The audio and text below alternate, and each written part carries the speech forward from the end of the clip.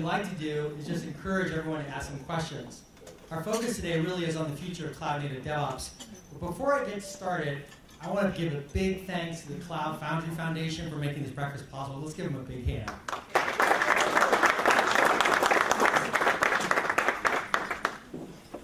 And so I want to just say a little something before we get going. There's a lot of discussions about DevOps now, and we're thinking about, what does actually DevOps mean to people these days? And for us, we've thought a lot about how we approach it. We really think about it as the people, and we think about, who are the teams? What are their, what are their workflows? And what are the technologies that they're using that fit with their workflows? And I think that speaks to a lot of what we see with the evolution of Cloud Foundry technology and the whole cloud-native ecosystem. And so perhaps what we might do to start is, Abby, you can just give us your perspective on how you basically are seeing the market right now. What is it that you're seeing in the DevOps world, changing? What are some of the impacts that you're seeing of DevOps on the Cloud Foundry community? Well, I'm the worst to ask about that. I actually... You're the worst to ask about that? I am. It's no secret. I don't embrace DevOps. You don't? Why not? I don't. What's wrong with it? Because I think there's so much more involved in what we view as DevOps. So if you think about continuous delivery, continuous integration, there's so much more involved. It's not just the developer and operations. It's the line of business. It's the product owners. It's architects. It's security. It's so many other things. And I think DevOps is an oversimplification of a larger cultural shift that's necessary to develop and iterate on software. Huh, okay. So just before I move on to everyone else, if you ask a question, you get 5 tickets and you get to win a prize. And so that's kind of our that's a little bit of our pancake game theory in action here. We're hoping this will encourage you to ask some questions. But before I but let's move on to the the discussion as it relates to DevOps, because you're saying it encompasses a lot more, right? It encompasses a lot more than just this term DevOps. And so, Julian, I'm curious in your perspective on that. Like, what is it you're seeing in your work, in your own individual work, that is exemplary of the time? So actually, I think I'm the worst person to ask about DevOps, as I've now demonstrated. So I do agree. I think DevOps is a term that's started to mean everything and therefore nothing. I think one of the things that is genuinely interesting is you want developers to more and more be able to operate their stuff and keep it running. But I think the confusion has been that means that they should do an awful lot of ops. So they should do this whole stack, and that isn't a practical thing. They should do this whole stack. What do you mean? Like they should build it all at once, or what do you mean? So I think DevOps should mean I'm responsible for keeping my application running. But the only way that that's practical is if we've made the operations simple enough and repeatable enough for a developer to actually do. So it's not, I don't need ops now because my developer's going to do all the ops. I need great ops in order to make it so that the developer can keep their application running themselves. And I think that's a different mindset, and the term DevOps can cause some confusion down the wrong path. Who here is in operations? Raise your hand if you're in operations. Who here are like developers then? Who here are otherwise then? What is this joy being sort of? I'm kind of Would you say it's also Well, DevOps? can you then explain that? Here, here's our mic. Right. So you actually weren't going to be on this panel, did you? surprised at a serious question. Yeah. What am I answering? Well, I mean, you just expound on a little bit about what you're saying. I was just asked what I do. and I do a little bit of development, a little bit of keeping systems running, a little bit of product management, and so I'm an unusual case. So right. I don't think that should be an example. Right. Well, yeah. But I think it's possible that everyone is an unusual case because titles are so in flux right now in the industry that I don't think there is a DevOps person. We're hiring DevOps is what we see throughout this conference, but the actual roles that are being hired are all over the place. I mean, there's heavy ops, and there's some ops heavy development, and there's actually straight up sysadmin roles that are being called straight up sysadmin roles called DevOps, but really it's about running a cable. And it's so what Jules said is that it doesn't mean anything anymore because it's been so overloaded. But if you want to define it, then we can use that definition for the talk. Well, I think there's just a lot of different approaches, aren't there? So, like in the Cloud Foundry community, we know a lot about Bosch is a focus of the Cloud Foundry technology, and and Bosch is a topic we're hearing a lot more about. It's obviously quite a bit here, but it's also then the question of how do you think about Bosch kind of in this kind of continuous delivery process versus other technologies like Kubernetes. And so I don't, so that's kind of where I'm curious about how many people are like active Kubernetes users. Great. Do you mind if we just give you the mic? So when you use in your work, tell us about your work a little bit. Well, currently I'm building a platform for RTL in the Netherlands. So I'm building a whole Kubernetes cluster and supplying them with the CI/CD tooling for it. And I'm actually coming more from the developer side. I have a colleague that's actually more of the ops side, so we try to complement each other. And I'm trying to focus more on what Weaveworks is doing with GitOps. So I'm really trying to optimize everything with Terraform and stuff like that. Okay. Good, yeah.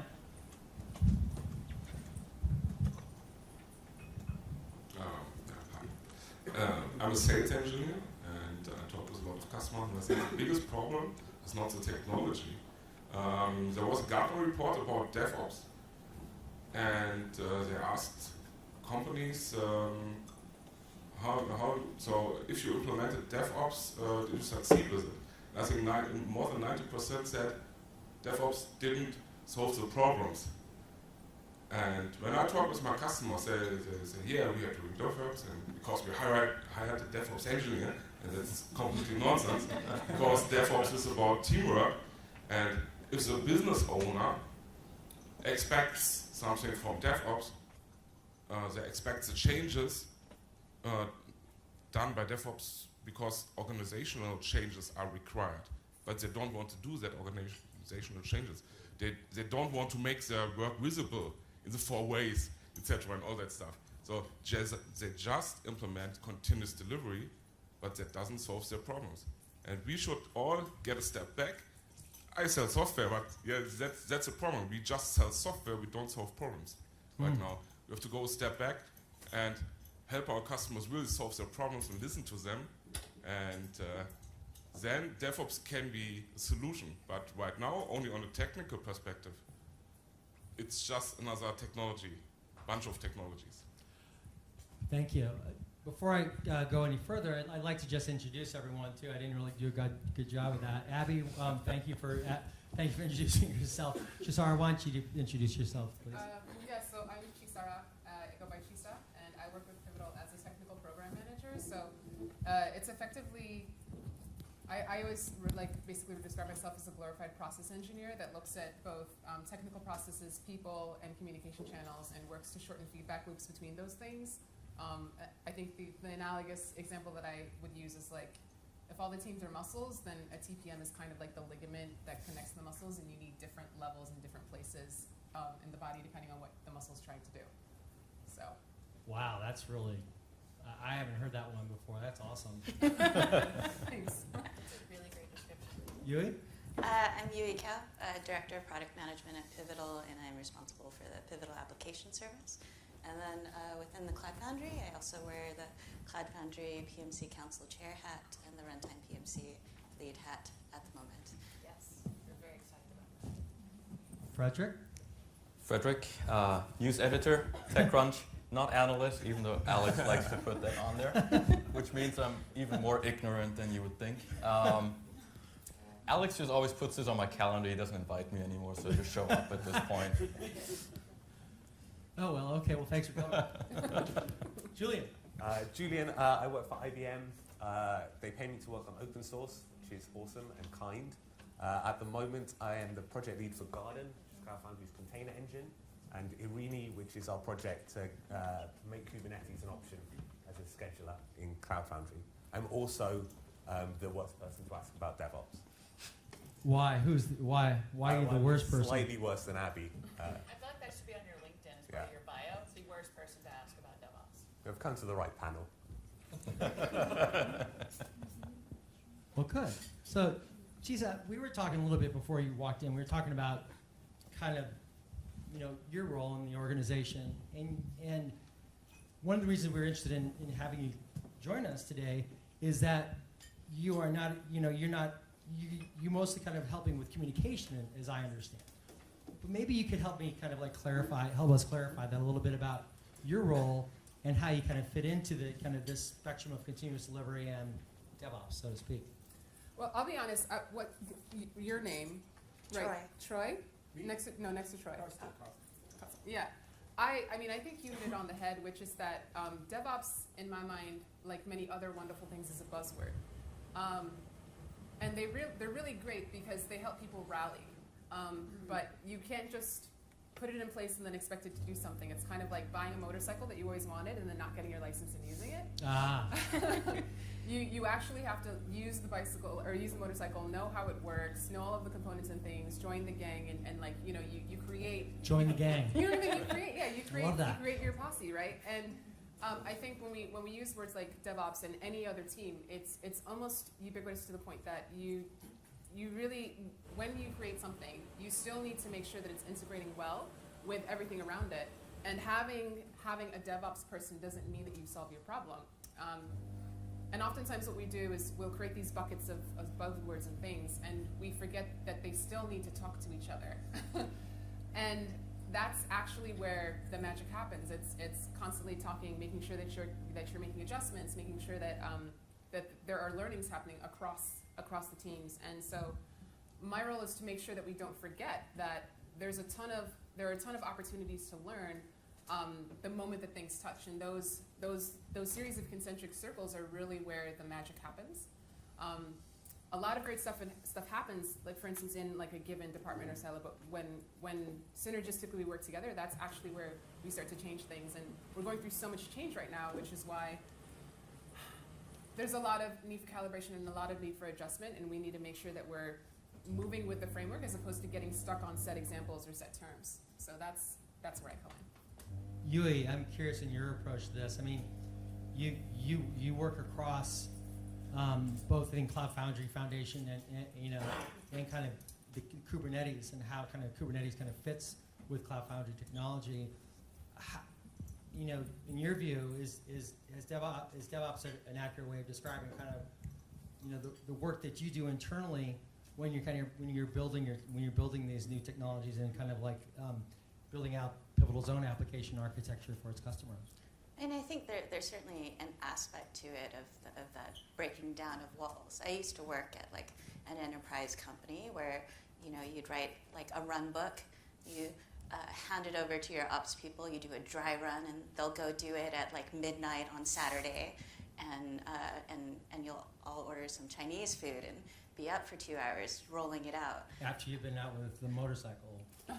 Yes, and so how do you get logs? You file a ticket, and maybe you'll get it a few hours later. And I think in building Cloud Foundry, in building PaaS, there's a lot more care about like how do we break down the walls? How do we get the developers to be closer to the operations of the software so that they can make improvements, really feel and understand that pain on the ops side, and similarly on the ops side to the dev side. So I think in the sense of just breaking down those walls and those ticketing systems and artificial barriers because someone interpreted the compliance rules in a certain way. I think really trying to talk with people about their fears that caused them to interpret those compliance rules in that way, and really allow people to work more closely together and, you know, be aware of their metrics and how are they operating, and debug quickly, and be okay with maybe doing it live in production and hot fixing something if needed. Frederick, we were talking last night about the Cloud Foundry Foundation and being here last year for the conference, and we were discussing about the discussion we had at a pancake breakfast last year. We were talking a lot about you know, Cloud Foundry and how it will fit with Kubernetes, and I'm curious on, you know, on your retrospective now that you're back. You've been covering enterprise, you know, for the past year. You know, I'm curious on some of your thoughts and insights, and we shared a bit of those last night. I wonder if you could elaborate. Sure. I think I've covered the enterprise for longer than a year, but Well, no, no, I'm just kidding. I'm kidding. So last year we were all really confused, I think, about what the Cloud Foundry Foundation was doing with the container runtime. Yeah. I think it is more or less crystallized in talking to people now that the whole idea of the container runtime is simply run prepackaged software. Stuff you get, I think Chip called it, you know, Kubernetes containers. There's a new CD-ROM. You just get it, run it, Yeah, read deal with only. it. And I think that's become a lot clearer, at least to me. I'm not sure if that's the understanding in the community as well, but it feels like that relationship has gotten much, much clearer. Kubernetes is kind of the infrastructure that I can now run my Cloud Foundry on. Just makes sense at this point, I think. I think that's what people want to do. That's what SUSE does, right, anyway. So it's done in production. I think it's become quite clear. And at the end, my sense is with developers and DevOps people, one from Cloud Foundry is the CF push. Yeah. You know, Yeah. what runs underneath that should be completely Invisible. irrelevant to Yeah, anybody. irrelevant. Right. But you would know more about that. Well, so I would say, to me, not just irrelevant, but invisible, and that's important. So I think you can think about this in terms of that DevOps discussion. Yeah. When did DevOps take off? It took off when we got infrastructure as a service to work. Right. So once we got that abstraction that hid some of those lower levels, then you could start to actually do this DevOps because it was practical to do that stuff. If what Amazon, taking that example of that early IaaS, had released was tools that made it super easy to build an IaaS, I don't think you would have had DevOps take off on top of those tools in the same way. Just giving people increasingly great tools isn't enough. You have to actually make things invisible because you want that separation, I think, between roles. There's this confusion that DevOps means the dev should do kind of the whole stack. And I think it doesn't. I think it means we have to give an interface to the platform that actually does abstract the platform away. And in that context, I think that's the value of CF Push to me. CF Push is a developer-facing abstraction that intentionally hides and thinks about what is the minimal abstraction that I need to give for developers to be productive when developing new applications. But yeah, it's great that we now also have a way to run old applications consistently across that whole thing. We have Devin with a microphone. Does anyone have any questions? We have one here, and anyone else?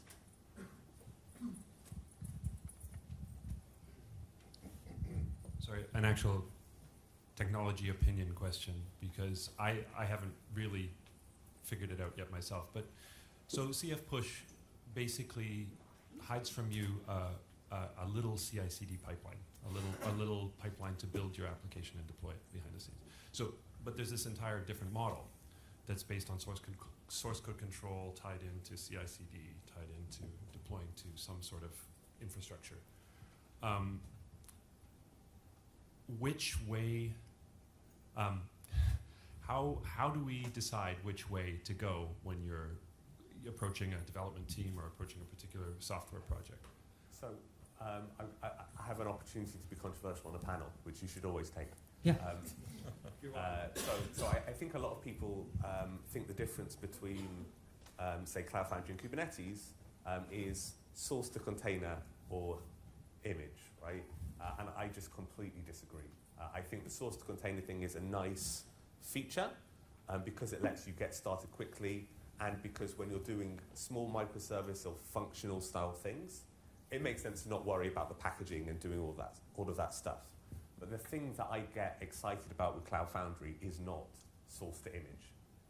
That's existed for a ton of things. Build packs are now separate. The thing I'm excited about is you should be writing 12-factor stateless apps that you let the platform run with a very regular minimal workflow for those apps, so that everything that you run in the same simple way and scale in the same simple way and fail over in the same simple way. So if you do CF push with source or CF push -o Docker image, which is in the platform today and has been in the platform for a while, I think those are both perfectly reasonable workflows. And the decision between is it source or image is just, are you getting value from bothering to build that container yourself as opposed to letting the platform build your container? Who would disagree? I wasn't that controversial. Yeah. Let's Well, try why don't we again. just go to you? Next time, Jules. I'll try. I mean, I think to some degree, like, it's still quite a moving target, right? Like, as software matures, like, what is that, famous, what's the below the value line and above the value line? And as more things become commodity or, like, best practices, or, if we build in a native blue-green deploy, which won't work for all cases, but might work pretty well for your WordPress site, building, making the abstractions easier so you have less to do, less to care about on your own, and you can just focus on your business value. But technology is just changing all of the time, and so what can your platform provide for you? What can it abstract away from you? And we've just seen that continue to move. I know there's a, Devin, I know there's a question here. The gentleman in the purple shirt.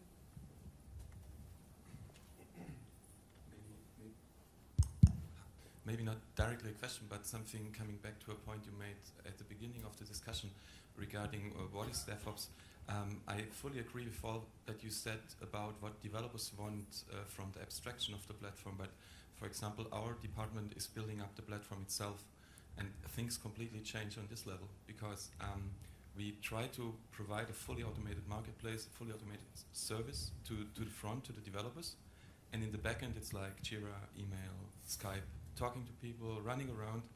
And I think what, for example, our company didn't get yet is providing API-based automated interfaces between departments so that we as a platform developer can also use automated IaaS, for example.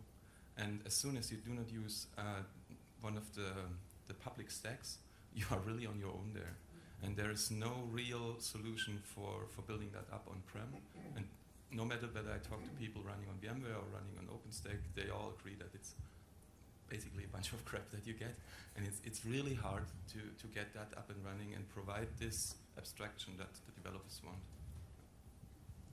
What's typical? What are some of the challenges you see?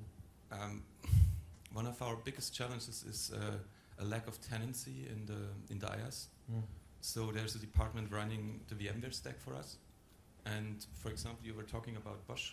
Right. So if you want to connect to this stack with Bosch, you basically have to get admin access because the tenancy in the IaaS is so bad that it doesn't allow you to only access certain resources.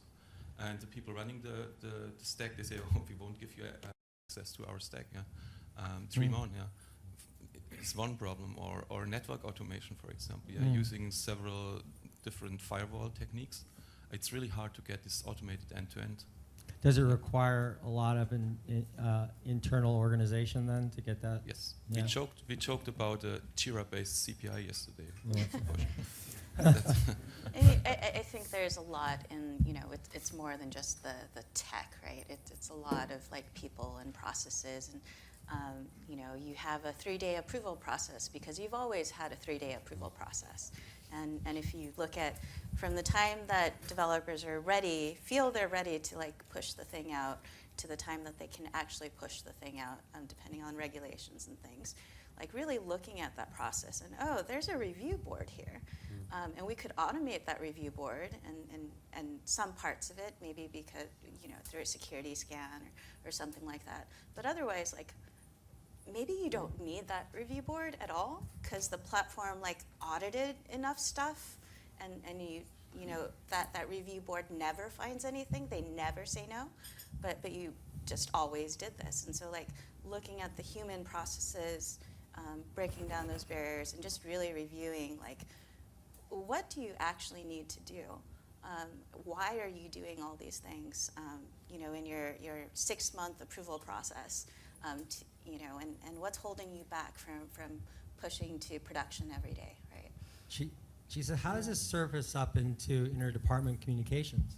Yeah, I mean, I think I'm actually going to be talking about this later, and it's exactly what Yui said. It's amazing how much low-hanging fruit there is, because we're trying to optimize so much to be able to push buttons to get things done, when we could really just turn to the person next to us and say, hey, by the way, could we maybe talk about this and just communicate and make it better? Do we really need this thing? Do we really need that piece of paper? Do we really have enough information in this step? And if we just wrote like a couple bullets, could that actually replace this entire process that we're going to have to do later? If I pulled you into this conversation before I started writing XYZ, does that mean that you would have enough trust and safety, trust and understanding in what I'm doing that we wouldn't have to have a 2-hour one later? And I think when we look at the process of how we do things, oftentimes we think about the process when it comes to hands-on keyboard, and we forget about all of the other peripheral stuff, and people are actually where things get slow. It's true, right? People are where things get slow. So if there are ways that we can optimize with each other, that can actually lead to a lot more cost savings. It can lead to a lot more confidence in what's being done, simply because people have visibility into what's happening. And it can also lead to a lot of time saved, especially in departments that aren't necessarily working directly with the tech. Because, I mean, for us, oftentimes, it'll be legal that has to run and peruse through documents. So helping them to make things more searchable, for instance, with licensing, is something that we could easily do by just saying, by the way, this is where the licenses are located in this source code, you know? So I completely agree with you. I would just like to see if there's some questions from the audience before we hear more from the panel. There's one in the back, right? In any organization, so there is a platform. There are application developers who should be driving the change. Where the question comes from, because if developers ask for features, then we end up with an unmanageable monster. On the other hand, if we don't help them with this, then they are not going to use it, and the platform is going to be useless. Can I say? Yeah. Great question. I think whoever sees the issue should drive the change and say something. And you don't have to be the person who actually like executes all the things, but I sat in several security talks yesterday, and if you see something and you see that there's an opportunity to optimize, say it, like share it. And I think that's part of the problem. Like we'll see something someplace else on the chain, and it's like, well, that's not my department, so I'm not going to say anything. But really, we're just hurting ourselves, right? So regardless of where something happens, if you see a way that something can be better, I think it's important that we at least capture it and say, hey, by the way, this might be an opportunity. And then eventually someone will sit down and say, okay, well, we have this collection of different opportunities and pains that we're seeing. Let's prioritize them and figure out which one it makes sense to address. But that's the thing. We can't just, I don't think that it's fair to just assume that as a developer, you're going to be the only person responsible for seeing an issue in the code, or as an operator, you're going to be the only person responsible for seeing something in the system. Or as like a product manager, you're the only person who's going to see something that's off in terms of the business context. Like we're all responsible for the whole thing, and that's the whole point of being on a team. I think that answer kind of hints at what comes up in pretty much every discussion I have about whether that's DevOps or CI/CD or microservice or anything. It's that culture change, because not in every business is that even an opportunity, right? Not every developer feels empowered to just go and say, hey, we got to change something. And then everything else that goes with that is just not a given from at least the conversations Absolutely. I have. Or they don't see it. Oh, they don't. All the silos. Oh, exactly, yeah. They just don't know. I think there is something important to qualify. There's a nuance, because So it would be totally wrong for the only people responsible for that to be ops. But it would also, I think, and it's kind of a danger for every developer to be able to kind of unilaterally do that, because generality is often the enemy of simplicity. If you have lots of different ways of doing something, that's where you have lots of different approval processes and boards. Right? If your licenses are all in the same place in every place, you have an easier approval process. The thing about CF Push I like is every app pushes and scales the same way, right? When you need a feature, the thing about the kind of lower level model, and I'm obviously talking about Kubernetes, is if every developer can invent their own CF Push for their own team, you lose that simplicity. So how do you still get that feedback loop of, but I as a dev do need a feature in the platform, but I as ops don't want 7 ways of having that feature? That's where you need that communication. That's where there does need to be that culture shift and that flow between the two. But it has to be a flow between the two, because there's a tension. You need simplicity as well as, features. I'd like to say, like, I've seen a pattern recently of at some successful companies where they've actually started to tell different departments, tell me why we need to do this, and if we do need to do this, tell me how I can put an API in front of it. Tell me how I can put a service broker in front of that thing. Like one of the most popular ones I've been hearing recently about is the network folks. Just getting a new firewall rule, new cert, all these things. It's a meeting and a ticketing process or something like that. And a lot of companies have started actually just putting a service broker in front of it. And that, takes a shift a little bit with the network folks to trust that. But now it's, you can see what that service broker is doing. If you're good with what that did and the processes involved with that, then you can just get the network folks out of the way. I know we have some questions. I want to make sure we get to them.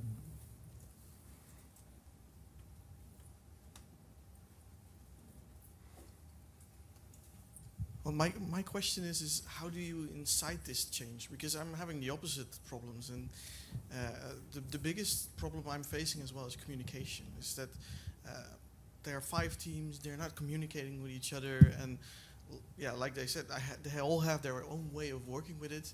How do you excite those teams and make them want to do this change and want to work together and have a unified way of working with this? How do you empower the community? How do you empower people to kind of ask those questions, right? And I think one thing I've seen that's been really powerful is actually, it's called value stream mapping, right? Which is writing out all the things that have to happen from the time that you start adding some new feature to the time it goes to production, and really understanding from your entire business, all your neuroses and processes and things. What is that? What takes 2 days here? What's really easy here? And then just having that in front of everyone, because you don't, sometimes you throw it over the wall and it's always 3 weeks, right? But if everyone can see that entire process in between code commit to actually running in production, and yes, we're actually still hitting our service level objectives, right? Actually seeing all of that mapped out and taking it to people, it's very convincing. This 3-day process here, that can we do something here? This is probably lowest hanging fruit. I just want to go back to Abby quickly, though. Does this help at all in terms of what we were talking about just starting out? DevOps doesn't quite kind of cover the landscape, but does this kind of clarify? Is this more kind of in line with what you're thinking about, that communication that's so critical? Well, yeah, I think I just didn't like DevOps because I think it oversimplifies the work. I mean, I would love to say that Cloud Foundry is magical and that it solves all of your problems, and you should totally install it now because it will make your life easier. It will. And sure, but I also I am honest to a fault sometimes, and I will say that the real work is all of the change that has to go around that. It will reinforce good behaviors, but it isn't going to make the changes for you. It's just it's forced group therapy. It'll force you all to Yeah. talk about it, but it isn't We- going to solve your problems. Frederick? That's what we're doing here, group therapy. One thing, to come back to your question, one thing that comes up consistently in conversations I have is that it has to be a company-wide initiative. It can't just be one group within the company trying to do this. Or one thing that came up yesterday in a conversation was just spin up a part of the company that does it is not good enough, but spin off a part of the company and have them do it for a little project, maybe just for one country or something like that. So, It has worked for a lot of people, apparently. but to be fair, because there's nothing wrong with doing a little experiment, but to the question that you were asking, all of the people who touch that thing need to be represented in that experiment. So when you're thinking about the value stream map, you can't just have, well, we have this one team with a couple developers and a product manager on it, and they're going to do this thing. You would need to have, someone, the developers, you need to have the product person, you need to have whoever's dealing with like the paperwork on the other side, and everyone. So it would definitely have to be cross-cutting. So you need to make sure if we're really running this experiment and it's going to be significant, do we have all of the I don't want to say resources, but all of the people and potentially the resources and the tools that we need to make that small experiment successful. Because and I think sometimes that's where we get caught up. We'll say, well, we're going to try this thing, but we haven't really end-to-end thought about what are all of the things. Can we really get this completely through the value stream to make sure that the results are Great. significant? I want to just make sure we go last question, and then we're going to have to finish it up. We talked about processes, and I think it could be a real eye-opener to visualize existing process, to find out how insane some processes really are. And then we have a technology which can help you to automate these processes, which is called BPMN. And yeah, so you can visualize the process, and then you can see all the manual steps in it, and there are implementations for us techies which we can use to automate that stuff with whatever we want to use. That could be a technological way into process management and all that stuff. Julian? I'm going to say something controversial again. So I think 90% of the answer is the social answer, right? Like how do you get your organizational change, communication, getting all the right people in the room. But there is some of the answer as well that is technical, I think. The analogy, I've been learning the board game Go, and when you initially learn Go, they're all white and black pieces, and it means nothing. And then you start to see the pattern. You go, oh, that's a dead cluster. That's a dead cluster. That's a live cluster, right? When you learn language, initially it's a collection of letters. I've been learning Russian. I can't speak any Russian. It's been 4 years.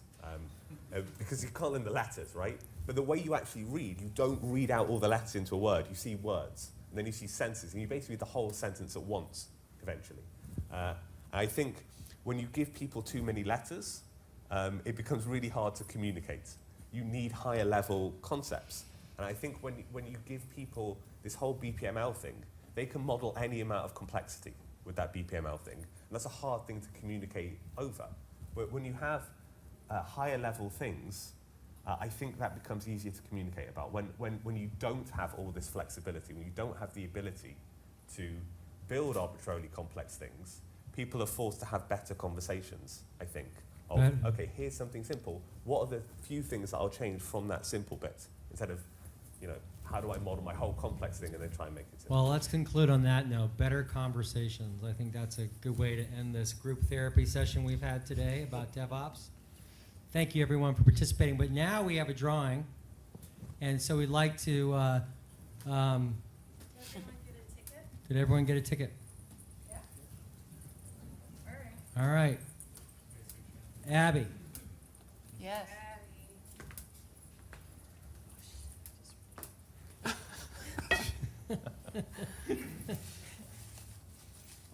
All right. Drum roll. Get your tickets out. 900973.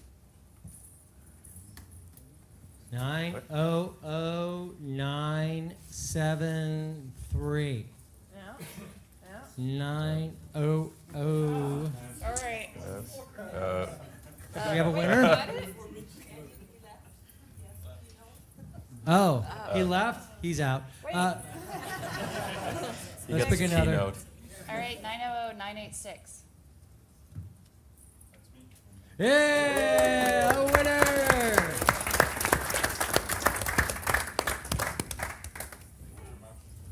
Well, thank you all for coming out today. Let's give a big hand to the Cloud Foundry Foundation.